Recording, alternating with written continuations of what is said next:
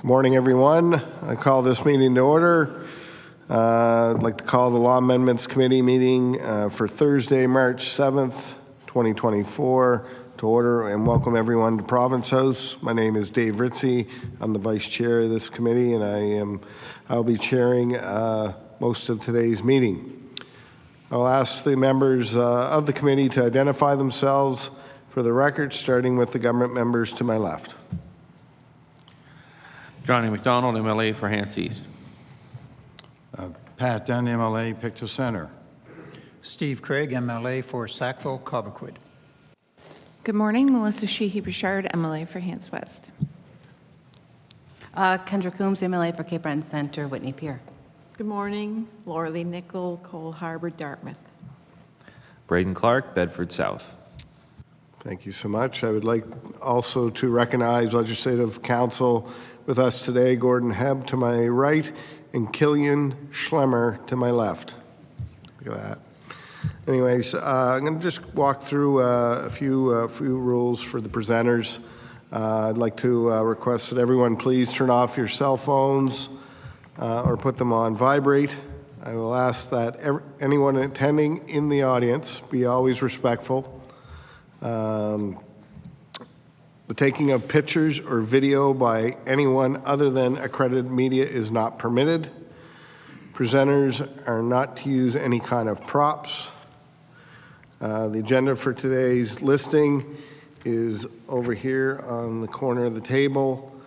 When your name is called, please come forward and state your name, how you'd like the committee to address you. For example, in my case, I would say Mr. Ritzie in the organization, if any, that you represent. Each presenter today will have 5 minutes to present, and there will be 5 minutes of questions from the committee members for a total of 10 minutes. If the presenters have any handouts for committee members, please pass them to one of our clerks, and they'll distribute them.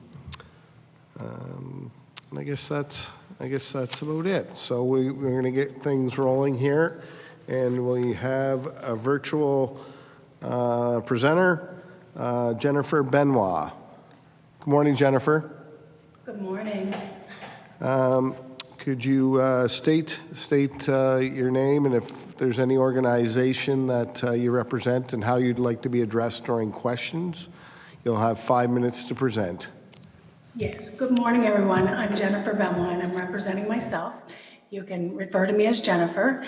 I'm from Afton, Antigonish County, a constituent of District Number 7 of the municipality of the County of Antigonish. And wherever I go, if somebody asks me where I'm from, I gladly say I'm from Afton, just up the road from the Buckindeck First Nation community. First, I would like to thank you all for allowing me to speak this morning on why Bill 407, the Antigonish Consolidation Act, should be paused or withdrawn. I am very grateful for our democratic structure that allows my voice to be heard here today. I'm also grateful for the people who are the founders of our communities, like my own direct descendant, Pierre Benoit, who founded Tracadie, Antigonish County in 1772. A neighborhood soon grew with a rich sense of community, not unlike all of the communities within Antigonish County. Throughout the years, generations before us stood up to defend democracy for today's people, and therefore I feel it's my civic responsibility to do the same. I've always been very aware and or engaged in local events and elections since I was able to do so. The 2020 municipal election was no different. I was very much engaged with the election, and I can tell you not a councillor in the town or the county of Antigonish campaigned for a municipal reform, including a regional municipality, a consolidated municipality, or the dissolving of any government body. An issue as great as this should have been included in election platforms so that residents could decide at the ballot boxes whose platform best reflected the community's best interest. I do acknowledge that the councils are elected to serve the best interests of their communities, and while they have a great deal of latitude, they do not have the personal freedoms to do whatever they wish. An issue of this magnitude needs to be taken to the people in a plebiscite after a full study is conducted with tangible facts, with pros and cons are provided. Then true democracy will exist.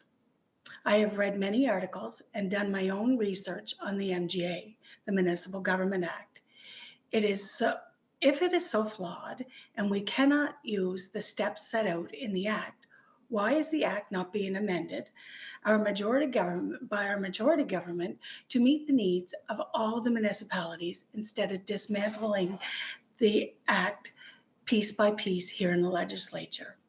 I've heard from both the mayor, the warden, and their CAOs speaking at the engagement sessions, saying this is not about infrastructure concerns like water and sewer. Yet, that was what the deputy warden's whole presentation at Law Amendments was about on Monday, March the 4th. We, the constituents, don't have an idea because we were provided very little information. As I have followed this situation for the past 2.5 years, the arguments favoring the consolidation, or whatever we're calling it today, because it's had many names, has changed several times, but the argument from the residents has been constant. Do a study, provide us with the factual information, have a vote/plebiscite, then the councils decide based on the information on a path forward. So I'm asking for all of you here today to withdraw this legislation until the people have had a chance to get all the facts and have a say. Further, this case is still before the Court of Appeal, and if this bill is not withdrawn, it shows a complete disregard for the applicants and the court process. Thank you. Thank you, Ms. Benoit. I would like to ask the committee members, should they have any questions? MLA Nicol. Thank you. Good morning, Jennifer. I was just wondering, you mentioned the MGA in particular, that it was flawed. Is there a particular part of the MGA that you're referencing? Yeah, under Article 17, there's two specific areas that are set out for how these municipalities can go about it. One is a regional municipality, and the other is a consolidated municipality. I'm forgetting the word at the top of my head, but one, you have to have an in-depth study and no plebiscite is required. The other is that a plebiscite is required. So the town and county of Antigonish decided that neither of these suited their best interest. Therefore, that's why we're taking this to the legislature. So if this is so flawed that it has to come here, then let's make it fair for everyone, because the people of Pictou County stood up and said that they wanted a chance to have their voice known. It's no different than the people here in Antigonish County, and they certainly had their chance to have a voice because the legislation didn't go through. Are there any other questions from the committee? Seeing none, thank you so much, Jennifer, for your time this morning. Thank you very much. Have a great day.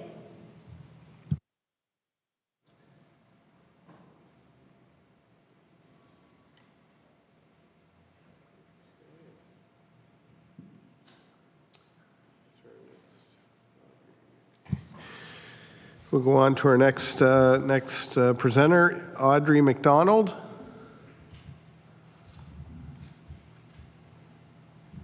Good morning, Audrey.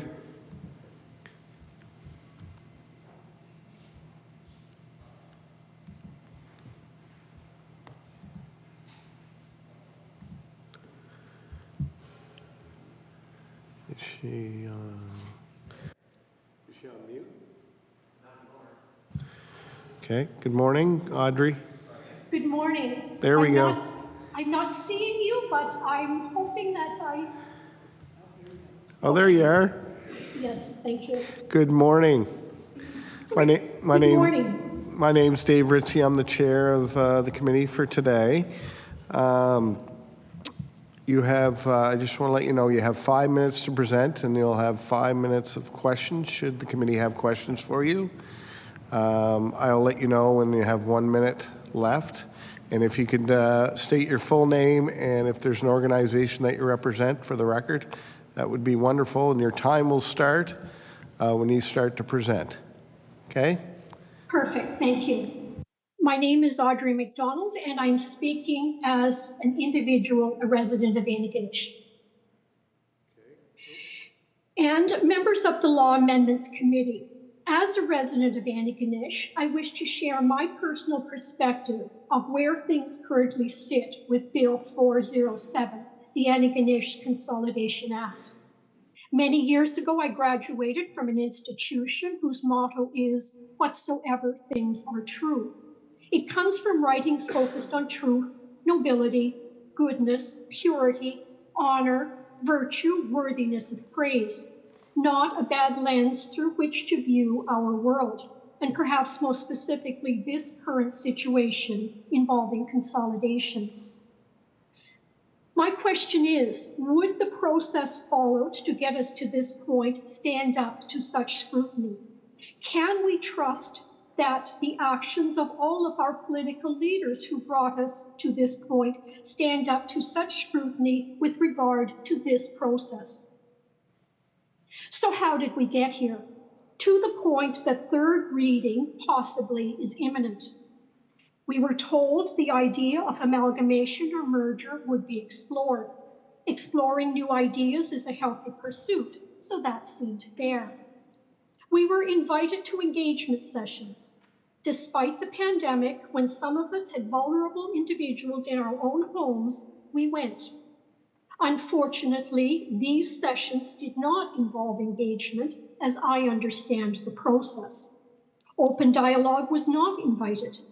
The town hall format I had anticipated and hoped for was not the format. Questions were not answered with specifics. It felt like we were being sold on an idea that already was a fait accompli. Partway through the process, a sudden change occurred. Now, the town of Antigonish was to be dissolved. The reason? To avoid a very large policing cost. Unfortunately, no evidence to prove this large cost will, in fact, be avoided in the long term has ever been provided. By this point, people were becoming concerned. Suggestions were made that things were moving too quickly, and our voices remained unheard. In fact, results of very credible surveys revealed that more than 75% of residents polled desired a vote on consolidation. More than 4,200 residents signed a petition demanding a vote. Many letters and phone calls to elected officials were unanswered and often unacknowledged. Invitations to political leaders to attend information meetings weren't declined, they remained unacknowledged. When people feel unheard, they become suspicious. Trust is broken. The idea of consolidation was not raised in the last municipal election. Therefore, none of our municipal politicians was given a mandate to make this significant decision on our behalf. This matter remains before the courts. Please respect the justice system. It is a fundamental pillar of our society. This issue is not about whether we should consolidate the municipalities. I am neither for nor against, as the information on which to make an informed decision has not been provided. This is about process. Premier Houston stated he trusts the process. Consider the ramifications of trusting a faulty process. Both the pros and cons must be considered, must be discussed publicly. Transparency, which in my humble opinion has been missing so far, is necessary. You have one more minute. 1 minute. Thank you. I will speak quickly. I implore you to pause or end this process. We need a study conducted objectively. We need a plebiscite, or failing that, a delay until after the municipal elections. Democracy is a pillar of our Canadian society. And if consolidation is to go ahead at some point, consider appointing an objective transition team. Let us return this issue to a place of trust, nobility, truth, purpose, honor. Make it worthy of praise. Act with integrity and honor the voices of the people most affected and for whom the potential implications will be most closely felt. Treat us with the dignity and respect we request and deserve. We are more than capable of understanding the complexities and intricacies of this matter. We deserve the same rights as the residents of Pictou County for whom Premier Houston fought. Our voices must Order. be heard. Order. Thank you. Time of presentation has elapsed. I'll ask the committee if there's any questions. I see one hand. MLA Sheehy Richard. Good morning, and thank you so much for taking the time to appear before our committee today. I just wanted to make a couple comments, being of the MLA that represents the last regional municipality that was formed. And there was a big difference. Prior to that, we were at 1.3 different identities. We had 2 towns and a county, Hants County. And in 2015, before our consolidation process, the town of Hantsport did dissolve into West Hants. And there were no increases in the policing fees at that point. But when it became the town and the West Hants into what was now town of Hantsport, West Hants, so West Hants surrounded the town of Windsor. At that point, we did create a regional municipality, and after we did create that regional municipality, that was when we had the extra $1 million in the policing fees. So I do feel confident that by dissolving the town into the county, that you will have the same situation of when the town of Hantsport dissolved. And I just, I mean, I know, it's not a, I understand, but there will be a lot of time for negotiation and communication between that transition team, looking at ways and projects that would be of significance for the province to assist with during part of that consolidation. And also, we do have a very vibrant Windsor Township is what we did. We had a group of individual business owners that rebranded. And it really became bringing our community together when our county was using the services of the town, almost sometimes in excess of the actual individuals that live within the town limits, on paper limits. But we were, as you consider ourselves all to still be from our little communities of Hantsport or Windsor or Falmouth or Martock. And I just didn't know, I felt like I could put a little bit of that information in there and maybe in hopes that it would help. So thank you. Okay, is this a question for me or is it a rebuttal of what I've said? I'm just a little confused. MLA Sheehy Richard. I just felt that, I just thought that it might bring some peace of mind for you. It was more just of a comment and thanking you for bringing your matters forward. And okay, if I might respond. Sure. Okay, please proceed. Okay. I understand your process in East Hants, and I respect that process. I do suggest that our situation is different, and I have lived in a community at one point where the policing issue did become a factor because I realized that those agreements that are signed are not signed forever. They do get reviewed, and sometimes when numbers change, they are changed. And so that was a concern of mine. And I really believe that this must be a data-driven decision. And perhaps the data is there to prove that. But because it had not been shared publicly with those of us most affected, it remains a concern. And with all due respect, I believe our communities and our situations are significantly different enough that we must look at our own situation and find that the data is what, I guess, informs the decision rather than simply someone else's experience.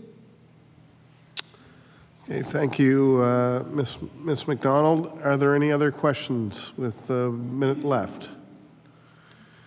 Seeing none, I thank you so much for your time and presentation this morning. Thank you.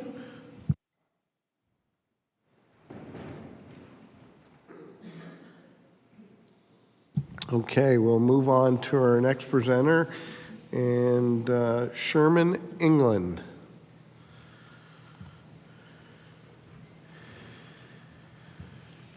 Good morning, Mr. England. So if you could kindly state your name, and if there's an organization that you represent, you'll have 5 minutes to present, and we'll have 5 minutes for questions should there be any from the committee. And your time will start when you start presenting. Thank you, Mr. Chair. Mr. Chair and committee members, my name is Sherman England, and I reside in Alls Cove on the easternmost part of the county of Antigonish. As a resident, I'm pleased to provide opportunity to address this group of legislation regarding the Antigonish Consolidation Act. The two municipal units are so intertwined that consolidation just makes sense to myself. If this bill is enacted, we have a current town of approximately 5 square kilometers that's encased within 1,400 square kilometers of the municipality of the county of Antigonish. You have 4,500 people in the town and probably around 16,000 in the county. To operate under one single governance structure today, where we see two, to me, is something that's been long overdue. And we also see 2 units are working together very effectively now, which was not always the case. As a resident, I lived in the town and the county since 1988. I lived in both the rural part of the county, in which I live now. I also lived in what was known as the fringe, the part that circles the town itself. I witnessed the property tax holiday, which was a fear that the reserve of one municipal unit was going to get eaten up by another one because of consolidation, which I didn't see as probably prudent use of taxpayers' dollars, but was something that did occur. I see this legislation as actually protecting the reserves, which probably is an indication of something that did happen in the past. When we jump ahead to 2001, 2002, we see the town trying to annex close to 1,525 hectares of property that's surrounded within the county. 15 square kilometers is my quick little check when I go and do it.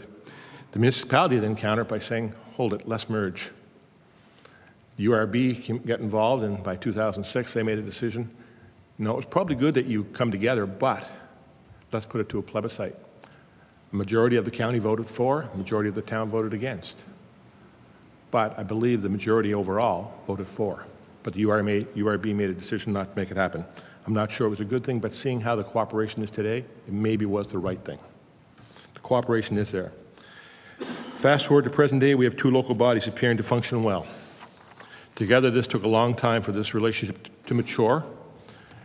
Credit must be given to all elected officials who sat at both tables, from former Warden Delory, the late Mayor Russell Boucher, former Mayor Carl Chisholm.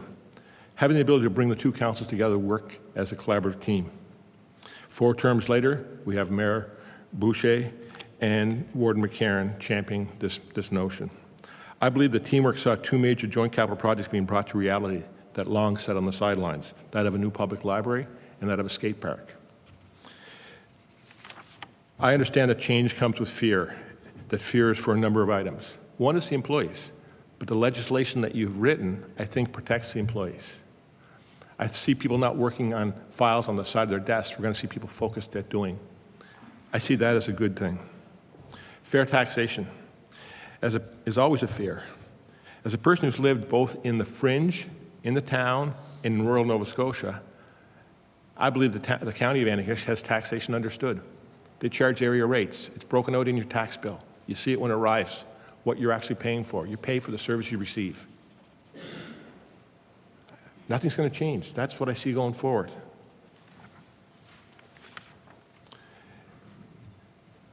Loss of identity. Alls Cove's going to be Alls Cove. Antigonish is going to be Antigonish. Bedford is going to be Bedford. It still is. Cancel is still Cancel. I'm sorry, people. Your identities stay. As a resident, I often question why two local governments are needed to provide essentially the same services with a dual set of infrastructure to approximately 20,000 residents over that 1,500 square kilometers. You have 1 minute, Mr. England. Thank you. As noted, I fully appreciate the concern of some, as changes often come with fear and some trepidation. Staying the same is often comfortable, but what is comfortable today and what where will we be in 10 years, who knows? It'll be entirely different.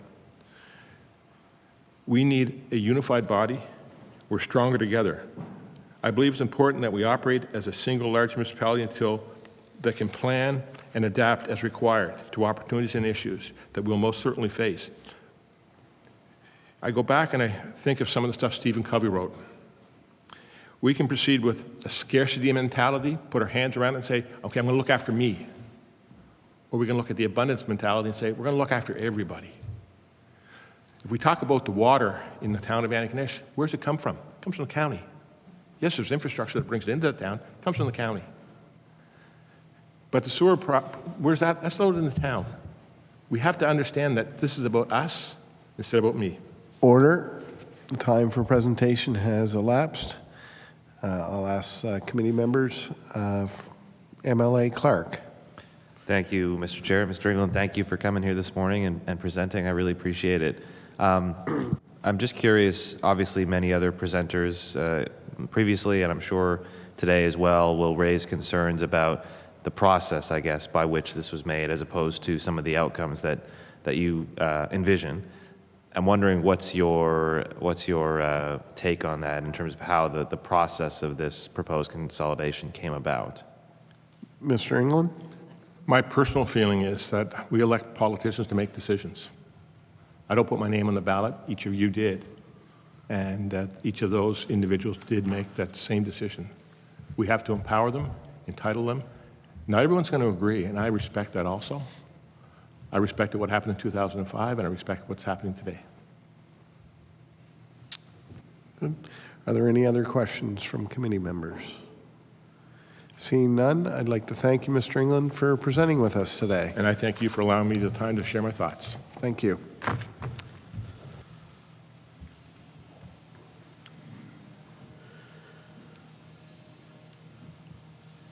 Our next presenter is joining us virtually, Nelda Armour.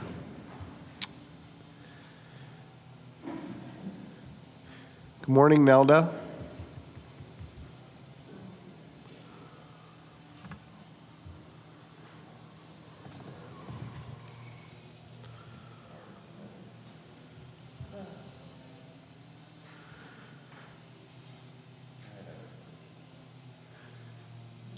Good morning, Nelda. Good morning. Excellent. Okay.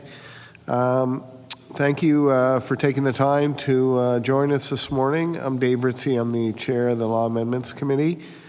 I'm going to ask you to state your name and if there's any organization that you represent for the record. And you'll have 5 minutes to present, with another 5 minutes should the committee members have questions for you at the end. So I'll ask you to start your presentation. Good morning, Mr. Chair and committee members. My name is Nelda Armour. I'm a social worker who has practiced as a clinical therapist for almost 51 years. I've enjoyed living in Antigonish for almost 44 years, and we have lived in both Antigonish town and county. I support Let Antigonish Decide and speak today on behalf of myself. As you can imagine, given my profession, ethics, trust, and respect are vitally important to me.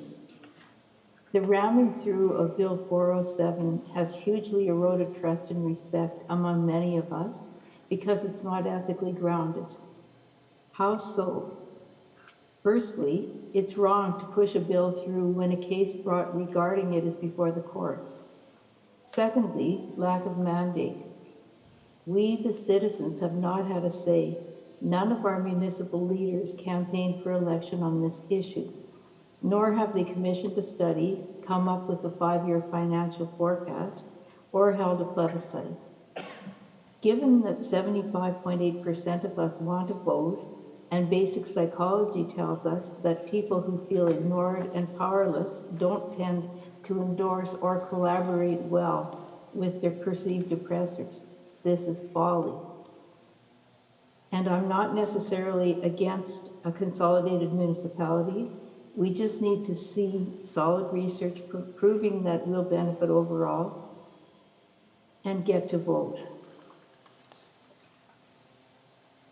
This is about flawed process, not necessarily content. Now, certainly, elected councils do have the right to make decisions and to create or change policy, but never on something as foundationally and critically important as governance. Let's imagine that the premiers of Nova Scotia, New Brunswick, and PEI agreed that amalgamating their provinces into the Consolidated Maritimes had fiscal and other merits and efficiencies, but none of these premiers had campaigned for election as proponents of amalgamation. Would it seem responsible or reasonable and ethical to lobby the federal government for support and push the required legislation through without commissioning comprehensive independent studies, sharing the results with the citizens of the three provinces, and holding a referendum so that these citizens would have a say in their future governance? Let's show some respect, build some trust, and stop rushing, and quite possibly experience a win-win situation here.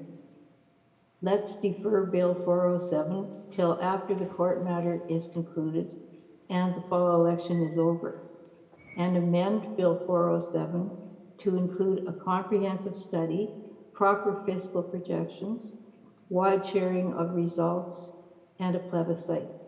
Thank you. Thank you, Nelda, for your presentation. Just going to go to the committee to see if there are any questions. I'm seeing none, but I just wanted to thank you so much for presenting and being with us this morning. Thank you very much for your time and attention. Thank you.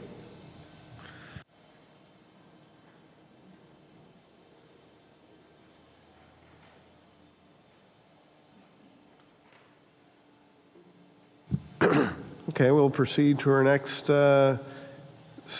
presenter, Jack Sullivan.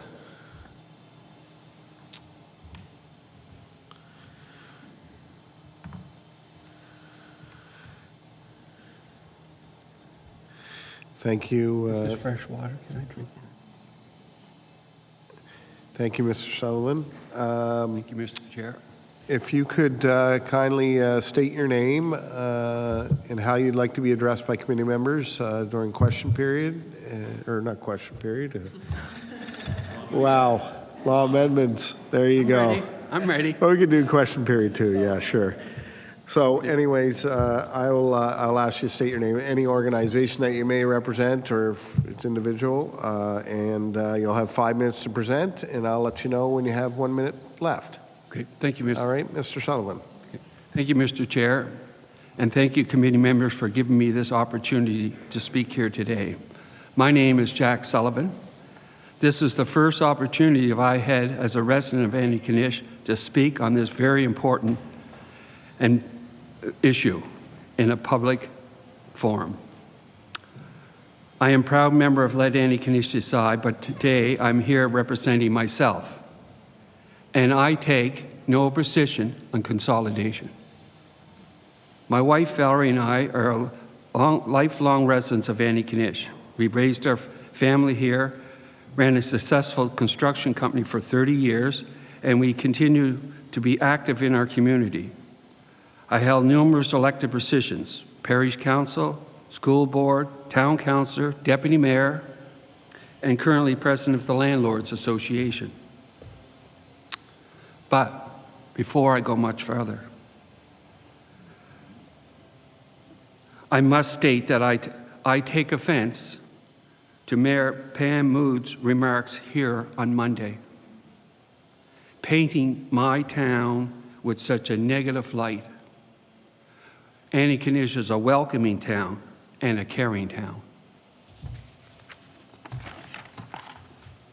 What the people of Antigonish are saying is they are against the process. They are the lack of information, the lack of a business analysis. In the warden's submission, he refers to it as a financial statement. What is needed is a business analysis. Simply put, the pros and cons. We never got it. The only financial analysis quoted by warden and deputy mayor was the one done by KPMG that is almost 20 years old. In a recent poll conducted by Main Street Research, noted that the poll has grown from 70% to 75% of respondents feel town and county residents should be given a vote on consolidation. It is also important to note, support for the decision taken by the councils has declined from 14% to 12%. That's a mandate. Last week when I was in the legislature, Premier Houston took the time to speak with some of us. I felt it was the first time I had the ear of someone who had the power to give us a voice. During our discussion, Premier Houston shared the concern that he felt bound to proceed with Bill 407 because both councils voted in favor of this action. However, we are all well aware that it's the Premier Houston's government that has the power to make this law. Not one member of town or county council ran on a platform of consolidation, not one. I find it quite interesting that when the council voted to explore consolidation, no council was found to be in conflict. Yet, when it came time to vote for consolidation, two county councilors were informed that they were in conflict and were threatened with legal retribution if they voted. Shame. The mayor and warden have consistently said that there are only a few disgruntled people. Yet, over 4,200 people signed a petition asking for information to make an informed decision on the direction their communities are to go. This petition was rejected by the House leader. You have 1 minute. On what? Yeah. Okay, sorry. Yet council ran on a platform that avowed that avoided a plebiscite while giving the people their opportunity to have their say. As a proud father of 13 children, I want my children and my grandchildren to understand the importance of standing up for what they believe in. Democracy is worth fighting for. Thank you, committee. Thank you, Mr. Sullivan. I do have a question from MLA Clark. Thank you, Mr. Chair. Mr. Sullivan, great to see you. Thank you for coming out. I know you've been around the chamber here over the past week or so, so I really appreciate your dedication to this. It's admirable. I know you've traveled a distance to be here this morning and every time you're here, so thank you for that. Just want to lay out in my mind, and you tell me if I'm wrong, kind of what you would like to see from a process standpoint. So it's kind of a full study or business case weighing out what the consolidation would mean after the fact for the area, and subsequent to that, a plebiscite, and in your opinion, would this have to be a binding plebiscite, or how would that play out in your view, in your ideal world? Thank you. Mr. Sullivan? I don't know if it would have to be a full committed to the actual plebiscite, but it would give a sense of where the people stand. So I'm not saying 50% plus one, but if you go back into the poll, it clearly shows a trend that people are wanting more information because it went from 70 to 75. then I think the big number in the poll is the low support that both councils have for this. It went from 14% to 12%. That shows a consistency in the poll. And then to go out in your community in the winter and get people are asking to sign a petition and get 4,200 names shows a real concern for the issue. And I think what it comes down to, the lack of trust, that's what's happened here. The people of Antigonish have lost their trust in their council. I have MLA McDonald with a question. Hey, Jack, good to see you back. I just wanted to let you know that so it was the speaker who made the ruling on the thing, and it's just that any petition that comes to the House has to say to the House. So if it says to council, that was, I understand, and applaud you on getting those, all those signatures, but just realize, I mean, the rules of the House are set there, and every member has had the time where possibly they're going like, yeah, it's not exactly right, you wouldn't have known it, but I do applaud your thing, but I just wanted to let you know, it's the Speaker of the House that makes those decisions, not any House leader. Mr. Sullivan? Yes, thank you, Mr. Chair. I was wondering what the reasoning why it wasn't presented. Okay. At a time, I'll explain it to you after. Okay, I want to be on the public because that petition was given to Mr. Churchill in a hall in Tracadie with 300 people in it. I'm going to go back to my community. They're going to want to say, we signed the petition. Why wasn't our voices heard? That's... Mr. McDonald. And I'll ask the Speaker to get the exact reasoning for it. That's why I said I'd let you know after, because as the members know, I don't speak on behalf of the Speaker, but I will get that, I'll ask her if she can get an exact reasoning for it, for you. So, and I'll get that as quick as possible, Jack. Thank you. Okay. Thank you. All right. Seeing no other questions, Mr. Sullivan, thank you so much for taking the time to present with us today. Thank you, committee. Thank you.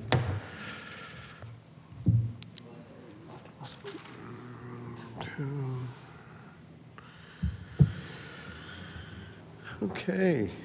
I have, we have our next presenter is joining us virtually, Mr. Andrew Barkhouse.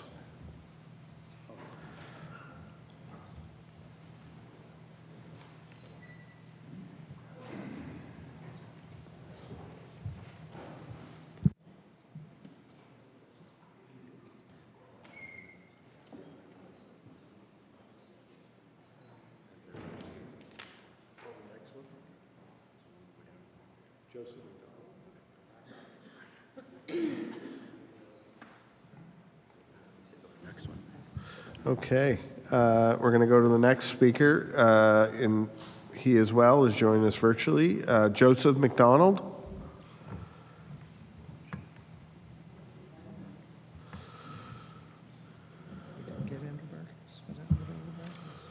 Good morning, Mr. McDonald.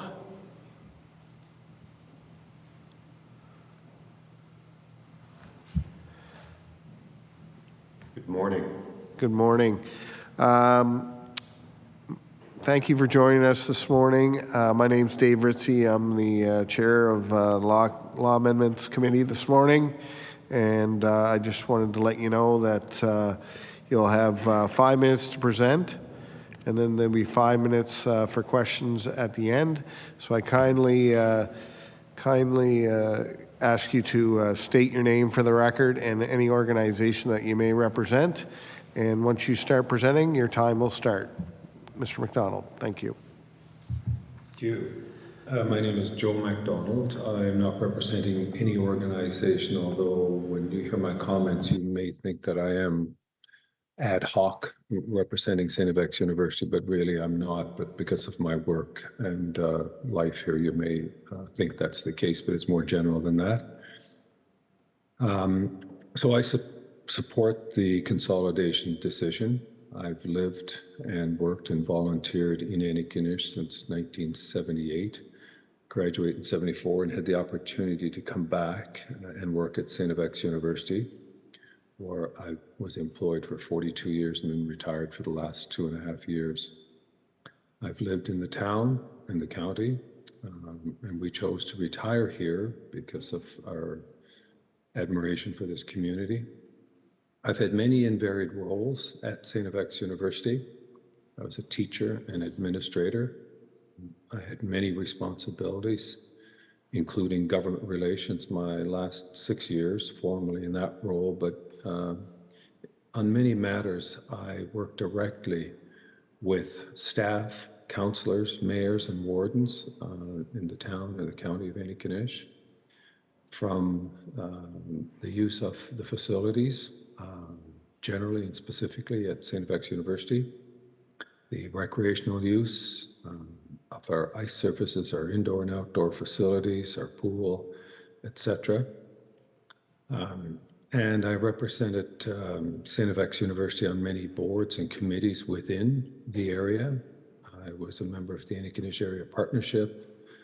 I was a member of the Antigonish Chamber of Commerce. I sat on the Antigonish Police and Licensing Committee for 5 years when I was Dean of Students at St. FX, and more.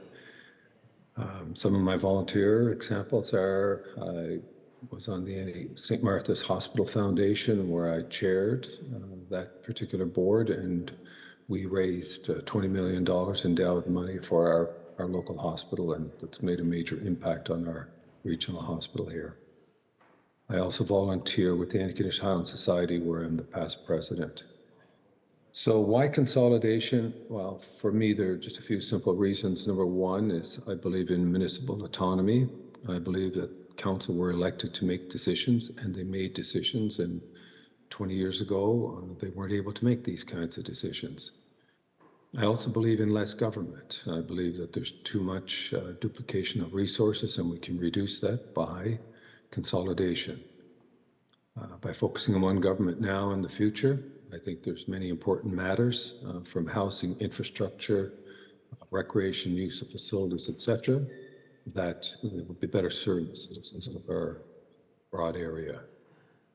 So 20 years ago, my final comment, 20 years ago, there was division. Today, there is unity for the immediate needs in the future. So for those reasons, I support consolidation. Thank you. Thank you, Joseph. Is there any questions from the committee? Well, I'd like to thank you for presenting, Joseph. Thank you very much. Thank you for the opportunity. Appreciate it. Thank you. So next we'll have. So he was online earlier, but he disappeared. Yep. She is available. Okay, so next is Carolyn Bolivar-Getson. Thank gosh, everybody else can say it better than me. Mayor Getson, are you there? Can you hear me? I can hear you. And I can see you too. Okay. So one sec, because I got to reset somebody else's phone. Okay, so you'll have 5 minutes to speak, and then at the end of that, we'll 5 minutes for questions if there. So if you could just say your name and if you're representing any group, and the time will start once you start your presentation. Thank you. Good morning, committee members. Thank you for the opportunity to speak on Bill 407. My name is Carolyn Bolivar-Getson, Mayor of the Municipality of the District of Lunenburg and President of the Nova Scotia Federation of Municipalities. I'm here this morning in my capacity as President of the Nova Scotia Federation of Municipalities. I am one of the many members of the NSFM who have spoken in support of this bill. NSFM is the legislative voice of all municipalities in Nova Scotia. Municipal modernization and intermunicipal collaboration is a long-standing priority for our organization. Our members have consistently recognized municipal modernization as including options like consolidation, for local elected officials to combine resources and planning efforts. I want to begin by expressing the utmost respect for the municipalities of the County of Antigonish and the Town of Antigonish. Elected officials on both councils and their respective staff have gone down a difficult but forward-thinking path. They have done an impressive amount of work to assess benefits of consolidation for their residents and their communities. It is often said that municipal government is the level of government closest to the people, that we have the pulse of our residents. NSFM has consistently shown support for our members who have decided that consolidation is in the best interest of their municipalities. We have written Premier Houston on a number of occasions to express the importance of supporting a regional approach to municipal service delivery, as it is imperative that municipalities have the support and guidance of the province to enable this process. Consolidation allows local governments to meet the evolving expectations of their residents. It can reduce inefficiencies and create service delivery improvements in areas like water, wastewater, renewable energy, public safety, recreation, and housing. Like the province, municipalities are facing great pressures and great challenges. Sustainability is a significant concern. Challenges like housing, infrastructure costs, and climate change require increased capacity at the municipal level. Consolidation can help municipalities as they tackle these issues. In short, municipalities can do more when they work together. Locally elected officials have a direct, ground-level view of community needs and are well-positioned to make important, difficult decisions. These decisions are not made lightly and often take a political and emotional toll. This is why I want to express the utmost respect for the municipal councillors and staff who have taken part in this decision. This is a unique example of two units moving forward to better their communities today, tomorrow, and well into the future. Boundaries are a political line that not always reflect the best interests of our growing communities and the challenges we face. Who better understands this than the level of government closest to the people? NSFM has often highlighted the successful 2020 West Hands Regional Municipality merger with our membership. We know of other municipalities, such as in southwestern Nova Scotia, who have announced their intention to explore consolidation as they too look to the future. As was expressed by the Nova Scotia Supreme Court, the Federation believes that duly elected officials have a legal right to request that the province do something that is not a matter of municipal discretion. We strongly urge government and all parties to support Bill 407 and allow this consolidation to proceed. In closing, on behalf of the NSFM Board of Directors, I would like to thank the government and the Department of Municipal Affairs and Housing for their continued support of municipalities. As quoted in the minister's letter to the NSFM, the councils for the municipality of the County of Antigonish and the Town of Antigonish have demonstrated great leadership in going down this path, and we strongly believe that the consolidation of the county and the town is in the best interest of communities, their residents, and the province. We have much work to do as we meet Nova Scotia's significant challenges ahead. We need to proceed as partners if we are to succeed and respect the work of all elected officials. I look forward to the work of the Transition Committee and the appointed coordinator of that committee to bring this important decision to fruition. Thank you. Right on time, Mayor Bolivar-Getson. Are there any questions from committee members? MLA Nickel. Thank you, and good morning, Carolyn. Good morning. I was just wondering, you mentioned consolidation is in the best interest of municipalities, and you identified Southwest Nova as looking at it now. Are there other municipal units considering consolidation? And if so, what process is Southwestern Nova looking at following? Mayor Bolivar-Getson. They are in the early stages of looking at the best interests of what that is, and at this time, they have not decided on a path forward. They're in the very early stages of looking at this and watching closely what's happening with the town and county of Antigonish as well. I don't see any other questions from committee members, so I want to thank you for your time this morning to present on this bill, Mayor Bolivar-Getson, and I wish you a great day. Thank you. Thank you.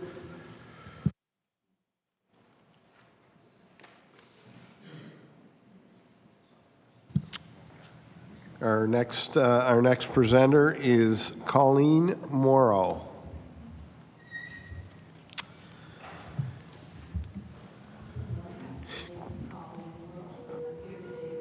And speaking on my own behalf. Okay, mic's on now. Could you repeat that? Colleen Morrow, and Yes. I'm here today on my own behalf. Okay, wonderful. Thank you. Miss Morrow? Yes. Okay. Colleen is fine, Colleen's thank you. fine. Okay, thank you. So please proceed. Colleen. Good morning, Chair Ritchie and members of the committee. I grew up in the university town of Antigonish. I spent lots of time in the county, and currently I live and work in the town. When this all started, the regional municipality of Windsor West Hants was touted as a good example for Antigonish town and county. When the town and county finished their sessions in or around June of 2022, the What We Heard report followed shortly after that, late summer. However, the mayor and warden in September of 2022 announced a sudden and striking change. The new plan would be to dissolve the town of Antigonish and amalgamate it with the county of Antigonish, apparently to avoid RCMP cost escalation. No more regional municipality. Basically back to 1889, before the town had been incorporated, when there was just one municipality, the municipality of the county of Antigonish. No council meetings were held on this significant change. There were no consultations with the public over this. They didn't consider other options, such as an economic development partnership with the two municipalities to have a coordinated development strategy, reduce inefficiency, perhaps some competition competition between the two municipalities. Instead, the mayor and the warden pushed on with a vote on October the 20th, 2022, requesting the province to do the consolidation. The motion passed in town with 3 councils for, 3 against, and the mayor for it as well. So a bare majority in the county. There were 5 councillors for it, 3 against, and 2 declaring a conflict. Moving on quickly to 4 issues. First, legal. Some residents of Antigonish took the issue to court. The province did not bring forward the requested legislation after that. They did not bring it forward in the spring of 2023. They did not bring it forward in the fall of 2023 because the matter was before the courts. This is a serious case with a significant public interest component and continues in the Nova Scotia Court of Appeal. I am asking the Premier, and you are MLAs, although I don't see our MLAs from Antigonish present today, but the MLAs, to please respect the legal process. I am asking this committee to pass a motion to, in effect, put the bill in abeyance until the legal process is completed. Secondly, the issue of plebiscite. The people deserve a vote on this fundamental change to their government structure. Contrary to suggestions that have been made by some presenters at law amendments, the councils did not have a mandate for consolidation from their citizens. And you heard the reasons for that from other presenters. I am asking the committee to place the bill in abeyance until after the respective municipal elections in the town and county in the fall of 2024, in effect giving them a plebiscite through their vote. In addition, the conflict and trust issues that have been raised on both the makeup of the Transition Committee can be addressed, I suggest, through the vote as well. Thirdly, setting the number of councillors and districts. Bill 407 at Section 12, Sub 3, gives the Transition Committee up till April 26, 2024 to apply to the Nova Scotia Utility Review Board for determination of the number of councils and determination for the boundaries of the polling districts. The municipality of the County of Antigonish couldn't get the mandatory 369, Section 369 review done, notwithstanding that Stantec was engaged in July of 2023. In fact, they had to ask for a further adjournment to late January 2024 to try and complete it.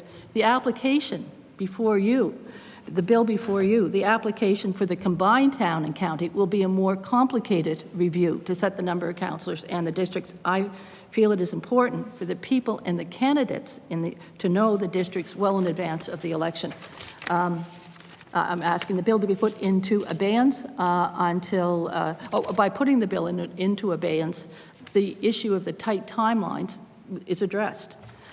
4, Section 12, Sub 3 of the bill appears to be redundant. So this bill, finally, in summary, this bill comes before you with 2 very divided councillors. The revote on January the 29th confirmed this, same bare majority in the town. In the county, there was less support than in 2022, 5 councillors for, 4 against, and 1 in a conflict. The people of the town and county of Antigonish... Order. The time of presentation has elapsed. Go right. Please proceed. Okay. Okay. The people of the town and county of Antigonish are not divided. They have never been divided. They built our beautiful town and county and will continue to do so.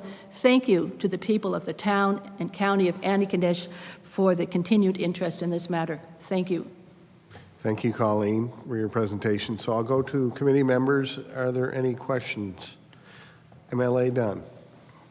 Thank you, Mr. Chair. And just a comment, you made reference to the MLA for your area, that she's not here, but there's, well, and the reason for that is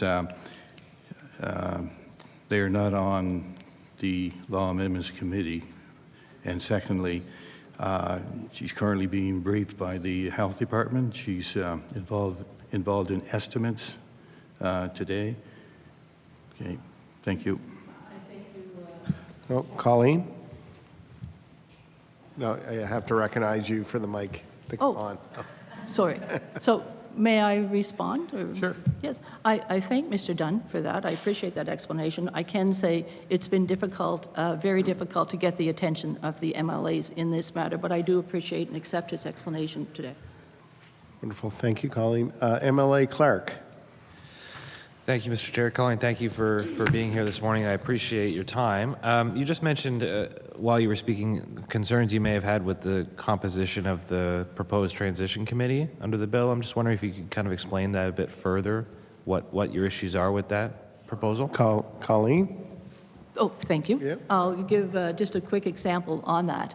On February the 28th, in a press article, it was on our local radio station, the mayor and the warden have said that there's going to be a mayor and councillors. So, and the warden announced, Warden McCarron, that he is running to be the mayor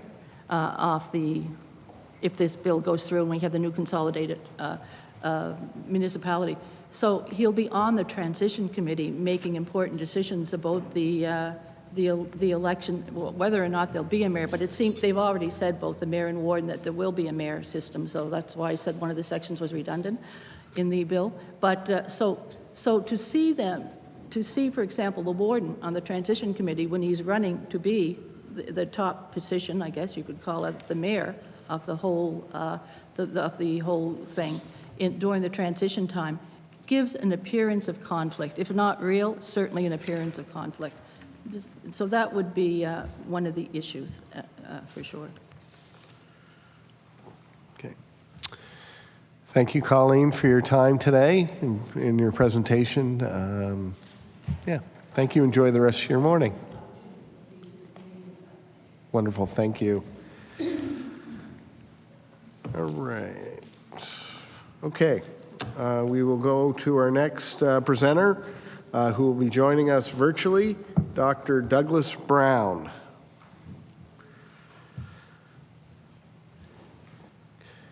Good morning, Dr. Brown.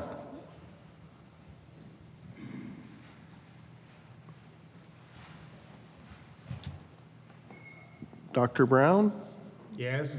Oh, welcome to the Law Amendments Committee. My name's Dave Ritzie. I'm the chair for this morning's committee. I just wanted to advise you that you have 5 minutes to present, and there'll be an allotment of 5 minutes for questions should the committee members have any questions. And I would kindly ask you for the record to state your name and any organization that you may represent and how you'd like to be addressed by committee members during questions. Please proceed, Dr. Brown. Okay, my name is Doug Brown. You can call me Mr. Brown. My students used to call me Downtown Dougie Brown. I've been a resident of the town and the county for the last 20 years. I've had a career in government and in research think tanks and university circles for 40 years.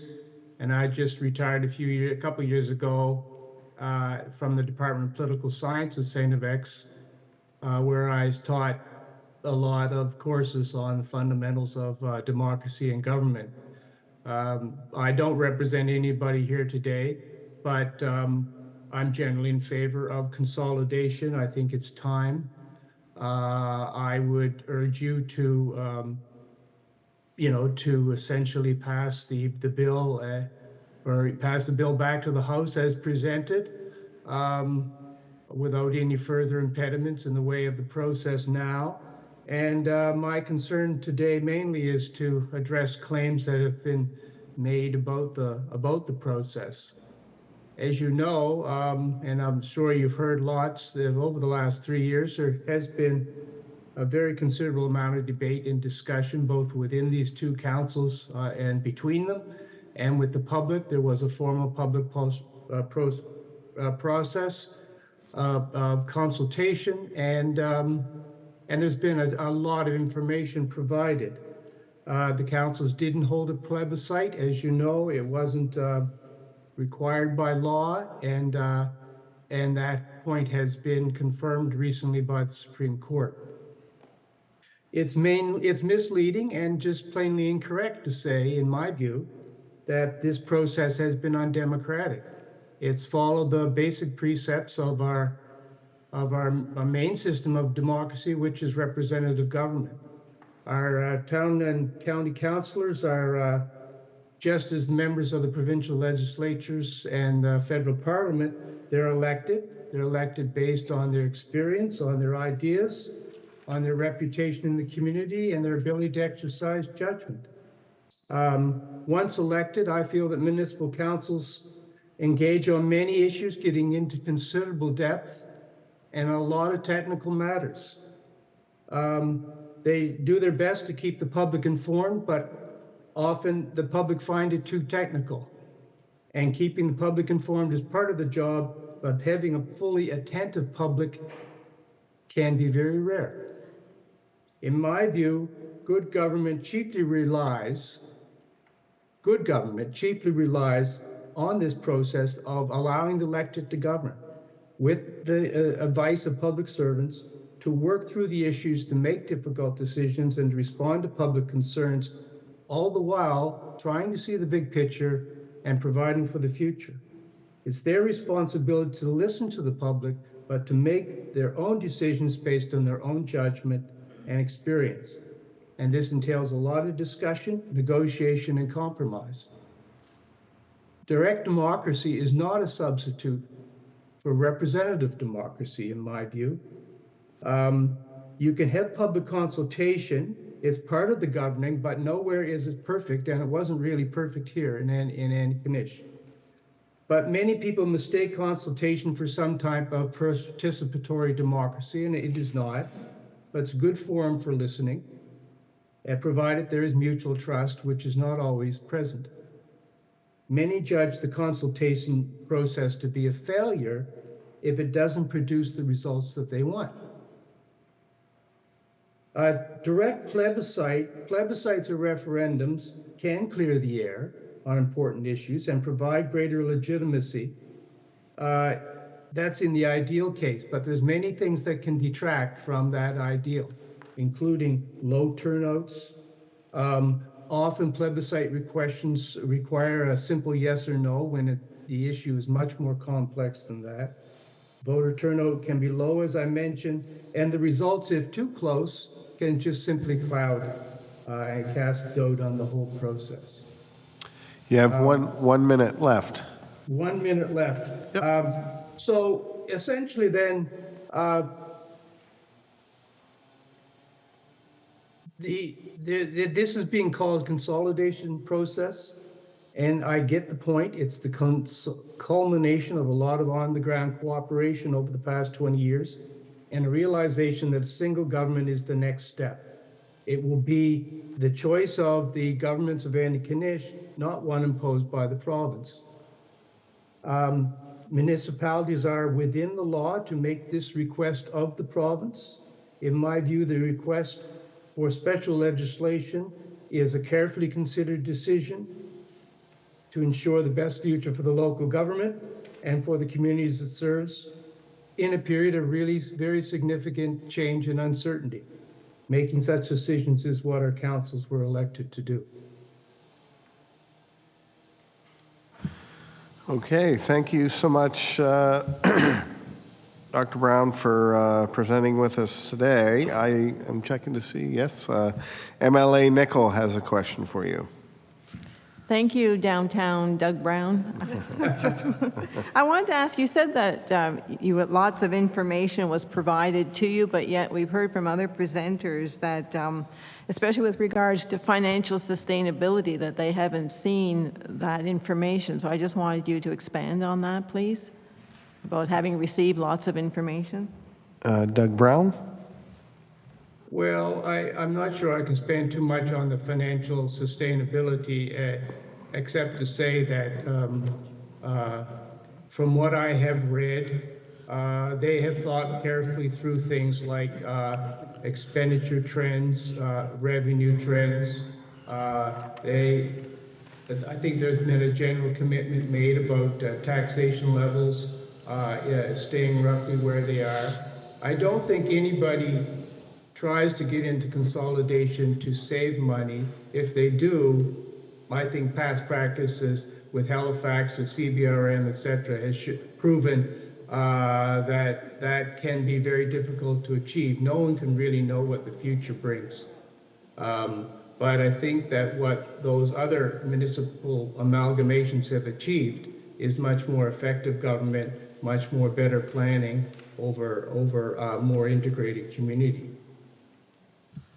So I think there has been plenty of information. People are just, somehow it doesn't click into them about where that information came from, or they're not looking in the right places. See, no other questions, Dr. Brown. I want to thank you so much for your presentation here today. My pleasure. Thanks. So we'll move on to our next presenter. Stephen Smith is joining us virtually. Welcome, Stephen.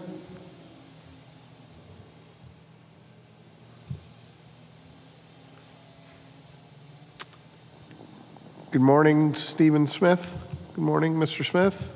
Yes, I'm here. Sorry about that. I was on mute. No, that's quite all right. My name's Dave Ritzie. I'm the chair for today's Law Amendments Committee. And I just want to advise that you have 5 minutes to present.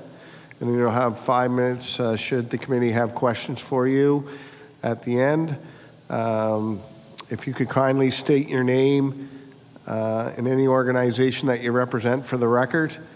And your time will start when you're presentation, when you start to present. Thank you so much.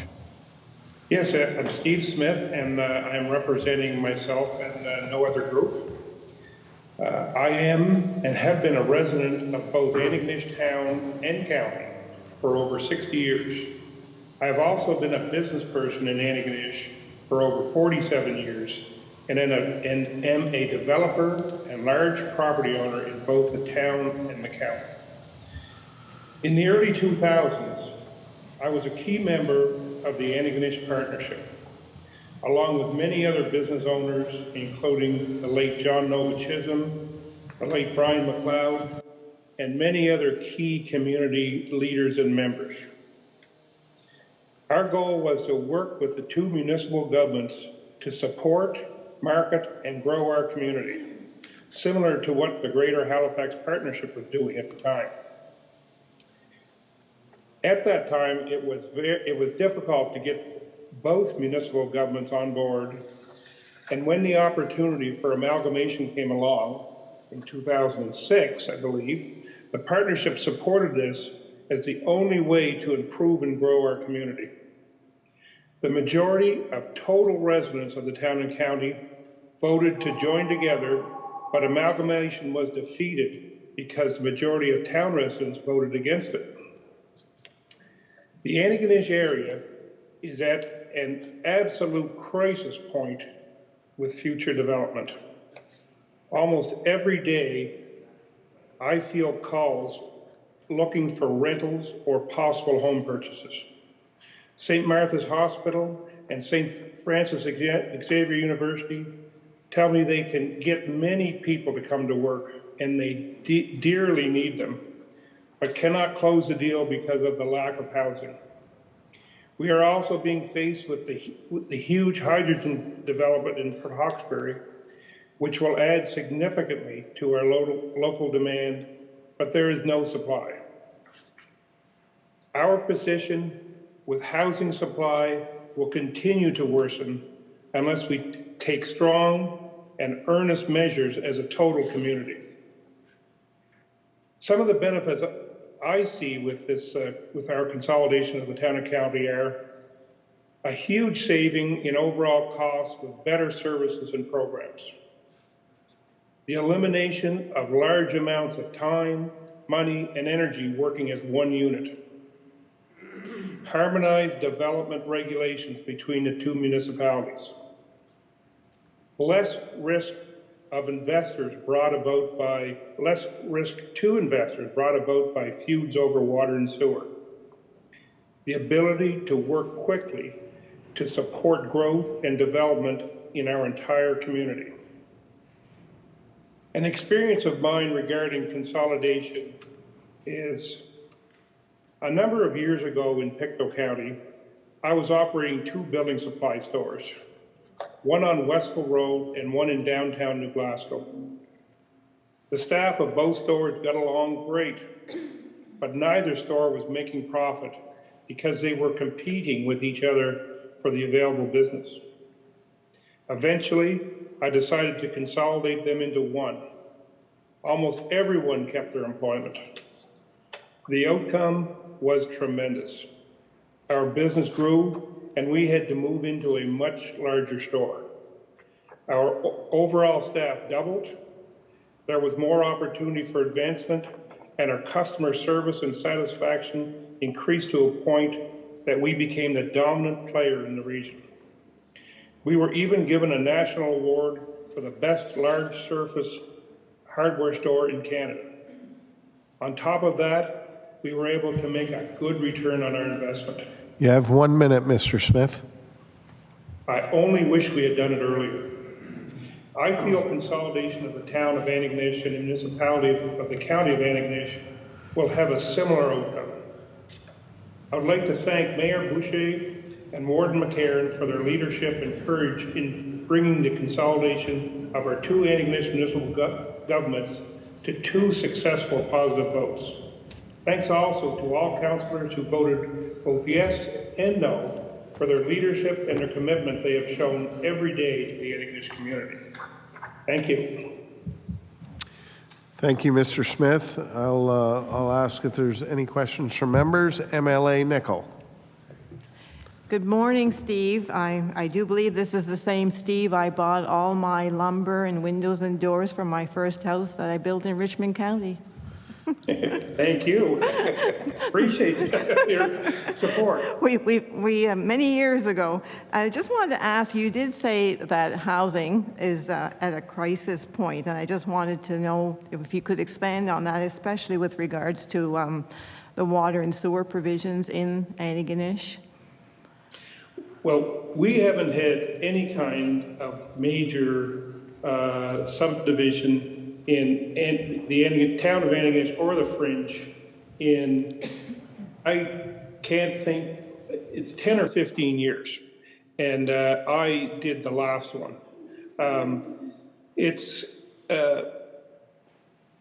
Recently I applied for a development permit on one of our pieces of land. And one of the issues that came up strongly by a councillor was, you know, we don't want any more development because we don't have enough water. And this has been going on for years. Now, we do not have enough water at certain times of the year, and there are solutions to get by this, but it takes cooperation. And as good as our two councils are cooperating, there are still roadblocks and huge time delays. And it is so bad around here, I hate to even run into some people. And when I say St. FX and St. Martha's, I talk to them regularly, and they're almost begging me to do something. And really, I can't solve the problem. It's going to take a united effort by a lot of people. And we can't wait. Every day gets worse. And 2 years from now, it is going to be so bad. We all know what happened so quickly, and it's happening here just as quick. Thank you, Mr. Smith. Seeing no other questions from the committee, I want to thank you for your time this morning. Thank you very much.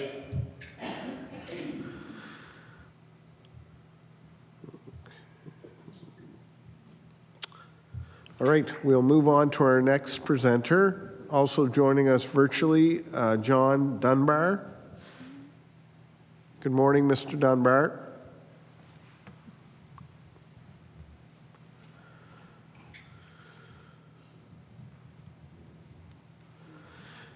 Good morning, Mr. Dunbar.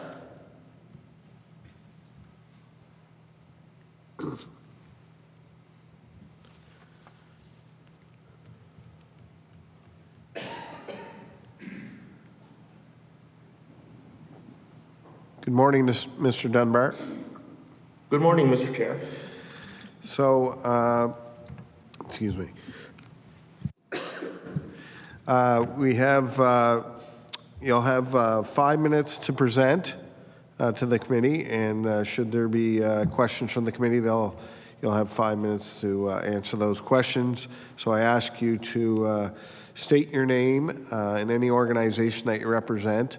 I see that you did have a handout, and I believe everybody received the handout here. So I will acknowledge you to begin. Thank you.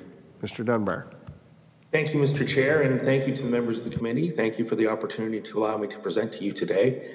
My name is John Dunbar. I'm a municipal councillor in the county of Antigonish, and I was first elected in 2016. And today I wanted to speak to Bill 407 and the issue of consolidation. I want to begin by saying during my first term in office, from 2016 to 2020, there wasn't any talk of merger between the two units, no talk of amalgamation. The two units work together on various projects. They have for years and decades for some cases. But we also met as joint council on a regular basis. But there was no talk of merger. And during the October 2020 municipal election, amalgamation, merger of any sort, that was not an issue as well. As the committee knows, the process began in Antigonish County in September 2021, when both councils voted to explore consolidation. And that was to see if consolidation would be in the best interests of our residents and the businesses of Antigonish Town and Antigonish County. For myself personally, as a councillor, I didn't have any opinion one way or the other on merger. So what I tried to do was to learn as much about consolidation as I could and to have as many conversations with my constituents as possible. We were told that West Hants was the template. As everyone knows, the West Hants became a consolidated municipality in April 2020. But there were some important differences there that I think should be highlighted. The West Hants merger was initiated by a citizens group, not by politicians. The Avon Region Citizens Coalition applied to the UARB in February 2016 for a citizen-led amalgamation, and what they did was they cited the dysfunctional relationship between the two local governments, the town of Windsor and the district of West Hants. And those two units had bickered for years, as municipal units sometimes do, and certainly close to 20 years ago, we saw that same type of activity here in Antigonish County. So in early 2016, when this application was initiated, the town of Windsor was for it, the district of West Hants was against it. And it became an election issue in the fall of 2016 there. And it's interesting to note that in West Hants, where it was opposed, 6 of the 9 incumbents were defeated. To me, that's a referendum of sorts. The people got to have their say. I believe there was also a petition with over 2,000 signatures on it. I believe the quote I read on a CBC article was that more people signed the petition in West Hants to have a merger than actually voted in the 2012 municipal election there. So in Antigonish, what I kept hearing after the public consultation process began and was rolling out, people felt they didn't have enough information to make an informed decision. They wanted to hear the pros of consolidation as well as the cons. They wanted to see 5-year projections from both municipal units. They wanted pro formas, things like that. And they didn't get any of those things. There was information shared through the consultants at these public forums, but people felt they needed more information. They were asking questions they weren't getting answers to. And also, because this would be a historic and fundamental change in our local government, people wanted to have their say in a plebiscite. I kept hearing that over and over again from the people I talked to. I felt the desire for more information and the demand for a plebiscite were reasonable requests. A strong majority of the residents of my district, as I said, felt this way, and that matched my own feelings on the issue. And because of that, I voted no to the motion, to the request that the province create special legislation to consolidate both units. That was approved in October 2022. Those motions were passed and reaffirmed at the request of the minister at the end of January of this year. Both councils in January approved it by a 1-vote margin. In the county, it was 5 in favor, 4 against, and 1 abstention. In the town, it was 4 in favor and 3 against. 1 minute, Mr. Dunbar. Other presenters have spoken about the lack of trust in the process, the feeling that there needed to be and continues to need to be more transparency when it comes to consolidation. And if the legislature passes this bill, I feel it should be with the amendments that I've had circulated to you before, and I feel it would address those concerns. For Section 7, subsection 1, I added an amendment that there must be public meetings with notice of times, dates, and agendas posted publicly in advance of the meetings. That's what was done in West Hants. And I feel it needs to be enshrined in the law. And in Section 12, subsection 1, I added the amendment that Madam Chief, I just presented amendments review there. Yeah, and now I'm telling excuse me, Mr. Chair. Well, actually, I'll tell you what I might be clear is for a little while is for. Okay, well. Okay, please proceed. Mr. Dunbar?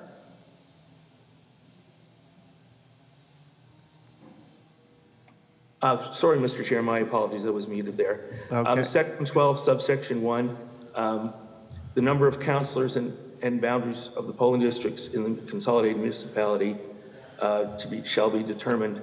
I added an amendment proposed amendment after extensive public consultation in line with the district boundary review process that all Nova Scotia municipalities undergo. I feel this should not be rushed. April 26th is less than 2 months away from today. In West Hants, the coordinator was appointed in December 2018, and the UARB hearing was in June 2019. June 26th would be my proposed amended date. It would give almost The time for presentation has elapsed. I will go to the committee for any questions. MLA Craig. Thank you, Mr. Chair, and thank you, Mr. Dunbar. And it's very interesting to hear all the conversations around this. One thing that's, I wonder if you would help me understand, because I just don't know the answer. So under the MGA, there's an amalgamation or annexation application by either the minister, the municipality, or electors to do that. And there's a whole procedure in there. In the conversations I've been hearing, people are talking about process, talking about legislation, talking about what happened in Hants and so on.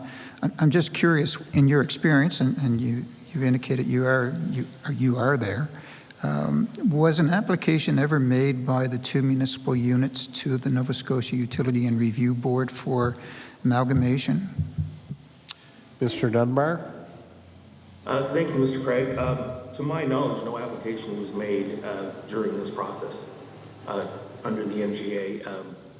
We were advised by representatives from the Department of Municipal Affairs that consolidation was the way to go.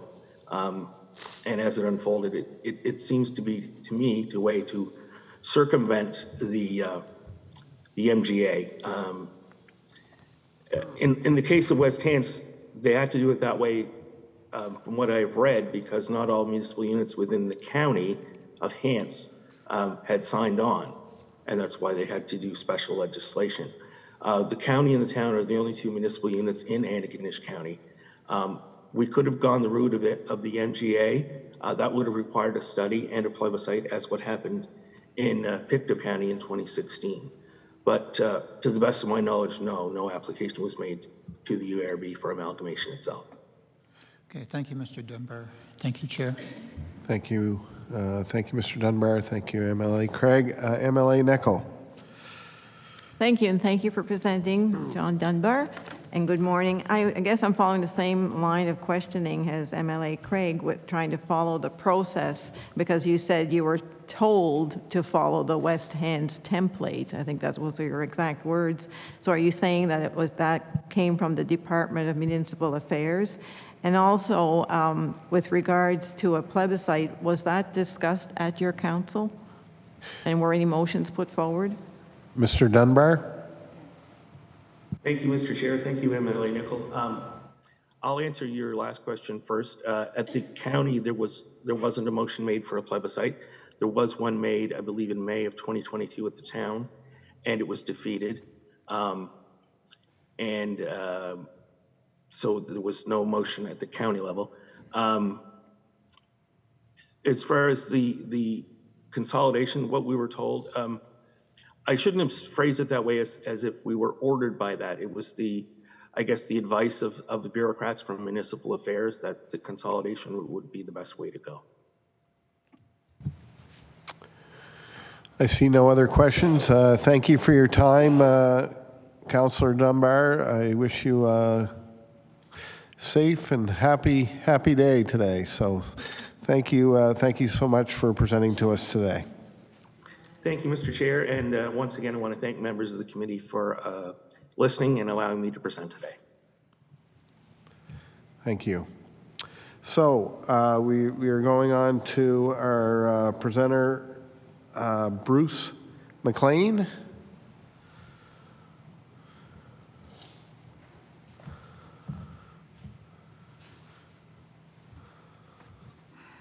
Welcome, Mr. McLean. Thank you, Mr. Chair. I would ask that or I guess first let you know that you have 5 minutes to present. And there'll be some time at the end for questions from committee members, another 5 minutes. And I ask you to, if you kindly would, for the record, state your full name and any organization that you represent. And I will start your time when you begin your presentation. Thank you. Thank you. I am Bruce McLean, aka Bruce, and I'm representing myself here today as a resident of the town of Antigonish, where I was born and raised and have returned to following civic experience and in New York City, where I also obtained a PhD in anthropology. Upon returning to Antigonish, I served on committees on town council, including the Planning and Advisory Committee. Now, given my civic experience in other areas, geographic areas, specifically New York City, specifically Manhattan, my concern with consolidation is not with consolidation as an idea itself, but with the process by which it has been achieved. And my prior experience with the observance of a deprecation of democracy through a lack of citizen representation has brought me to this issue to comment on why the process, not the issue of consolidation here, is of concern to me because it potentially undermines the democratic process. Allow me to elaborate. My concern with the proposed Antigonish Consolidation Act, which would eliminate Antigonish as a separate town, is its failure to democratically allow the town and county to express their voices on the issue. It has been argued by the town and county councils that they have the right to decide the fates of their respective communities without seeking the authorization of their constituents through a plebiscite. And there is where my concern lies. In my view, this is an unacceptable course of action. When the town council was last elected, the demise of the town as an independent municipal entity, was not raised as an issue for voters to consider when casting their ballots. Omitting this very fateful action from the candidates' platforms in the 2020 municipal election and subsequently denying residents a vote on the issue has effectively denied those citizens their most significant democratic involvement. Specifically, their right to cast a vote on the issue of whether they wish to continue as residents of the town of Antigonish or to become residents of the consolidated town and county. This has been ignored by town council. You have 1 minute. The significance of denying residents the right to have input into their basic political status is not only an infringement upon the local democratic process, and again, this is where my concern lies, but also a potential prelude to the unraveling of the democratic process at higher, more determinative political levels. Specifically, the weakening of the electoral process at the most basic level, the municipal level, risks becoming a prelude to usurping citizens' electoral rights at the provincial and national levels. With reference to the processes that serve to protect the democratic principles, awaiting the outcome of the appeal court process that has been initiated is fundamental to a respectful coexistence between the political and legal procedures and is essential for a viable democracy. Hence, the Order. The time for presentation has elapsed. We now ask the members, any committee members, should they have any questions?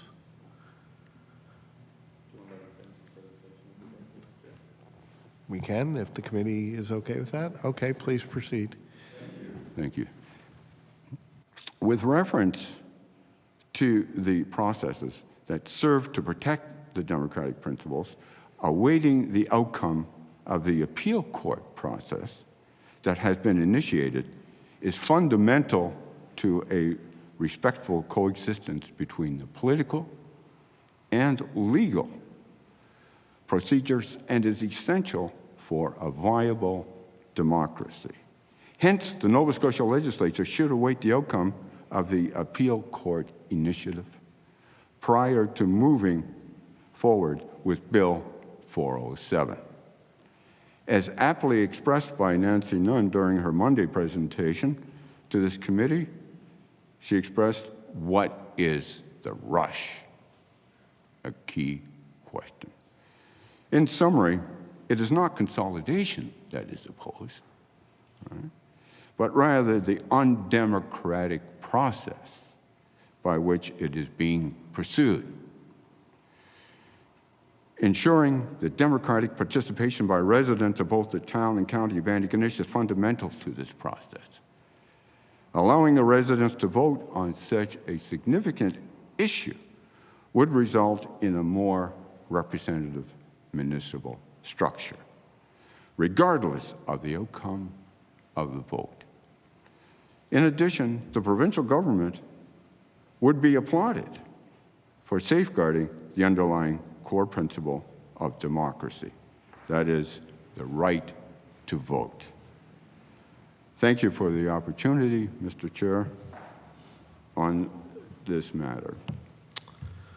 Thank you, Mr. McLean. We do have a minute and a half left. Should there be any questions from the committee?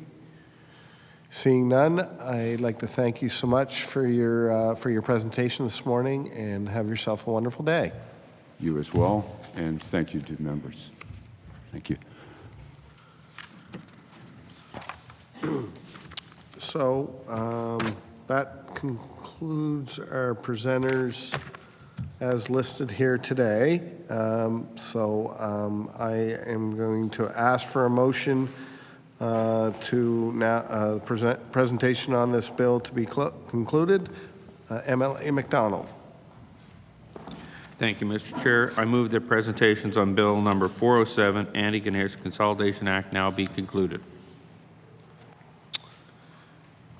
All those in favor, please by saying aye.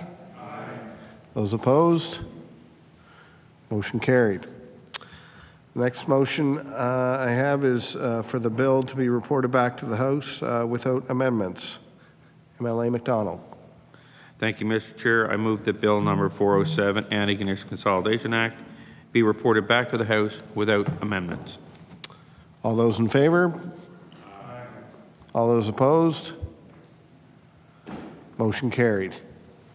This concludes our Law Amendments Committee here today, March 7th, 2024. Thank all committee members and presenters for joining us here today. Thank you. Meeting adjourned.